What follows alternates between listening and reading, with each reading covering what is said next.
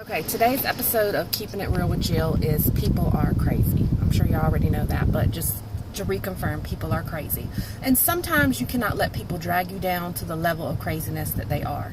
So about 2 weeks ago, I was in the drive-thru at McDonald's. I'm not usually there, but we were having a yard sale, and my husband said that he wanted me to go to Bojangles and get some breakfast. My daughter likes McDonald's, so I ran by there too. So I'm in that double drive-thru line, which I really don't get how you get your food faster when there's 2 lines to place your order, but still only 1 line to pick your food up. But anyway, I've never had a problem in a line like that before because I kind of get what you're supposed to do, but I just don't get how that makes it faster. But so I'm sitting in the double drive-thru line, and there's a lady in the other drive-thru line, the one closer to the building, and the guy in front of her, he places his order and he's putting his window up and she honks her horn. So obviously she was in a hurry to get her McGriddle that day. So I thought that was a little crazy, but I just looked over and then looked back like, okay, lady, like, chill out. Like, you're going to get your food in just a minute. But, so then I placed my order, and then I started to pull up, and she had quickly placed her order, and she was ready to pull up, so she honked her horn at me, like, what are you doing? Why are you trying to get in front of me? Okay, first of all, I'm just following the regular drive-through flow, but it's not that serious, but she was taking it very serious, so I should have realized then that she probably needed her food so she could take her medication, because obviously she was on something. So that was my first indication that if it was that serious, she needed her food so she could have her medication. But so she's like rolled down her window, and she was like literally flipping out. Like she was, you would have thought like somebody ran over her dog or her kid or something. They did something serious. She was flipping out.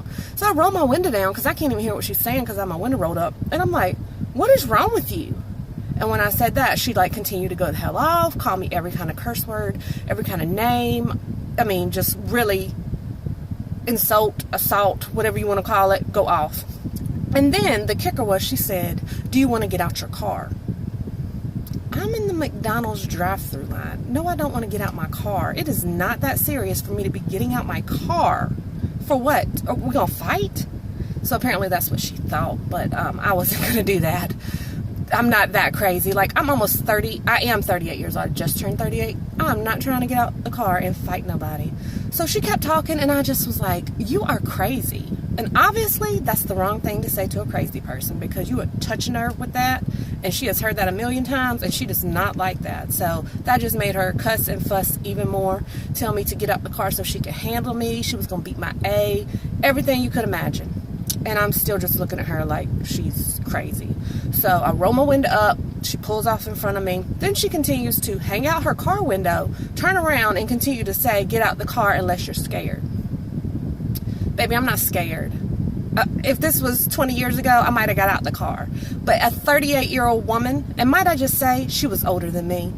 I said, how old are you? When she was acting like that, and she didn't want to answer. She asked me how old I was, and I was just like, old enough not to be out fighting in the McDonald's parking lot. But then she called me a redneck. And I said, you don't even know me. How do you know I'm a redneck? And she said, well, you sound like a redneck.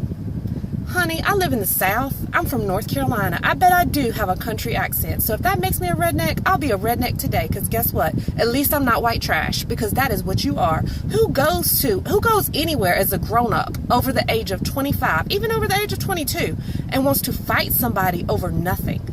Crazy people. So my advice to you is, keeping it real, sometimes you just got to keep your chill and don't let somebody drag you down to their level.